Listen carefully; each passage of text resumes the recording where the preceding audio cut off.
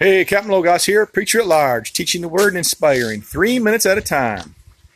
Hey, the last few times we've been talking about God's compassion in Daniel and what had happened. And remember, Daniel had all these dreams and all these visions, and God was showing him compassion, and God was just doing things for his people. And Daniel was asking for prayer and asking God to restore his people.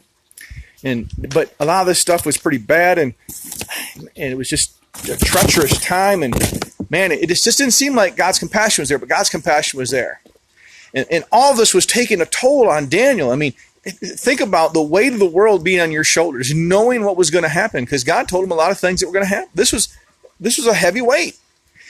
And Daniel finally, he just overcame with sort of grief, and all of his strength left him. He had no strength left. Right? And then remember, God sent a messenger while he was praying? Yeah, well, guess what? God sent another messenger. And he came down to Daniel. And here's the 3 things he told Daniel. He says, peace be with you. Now, Daniel didn't see peace. They're in captivity.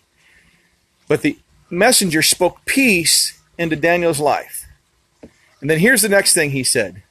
Take courage. Take courage. So this messenger came down from God to Daniel, told him to have peace and to take courage, because the angel was going to give him some courage. And here's the third thing he said. He told him to be courageous. He told him to be courageous. He told him to take courage, and then he told him to be courageous. And then Daniel received strength, and his strength returned to his body. Look, if you don't think you can handle what God has given you, God will give you strength. He will give you peace. And he just asks you to be courageous, and then he'll strengthen you. Look, peace be with you. Take courage. Be courageous. And then Daniel was strengthened. He didn't think he could handle it, but he did. So, what are you going to do for God this morning? Remember, if you don't think you can handle it, God will make a way.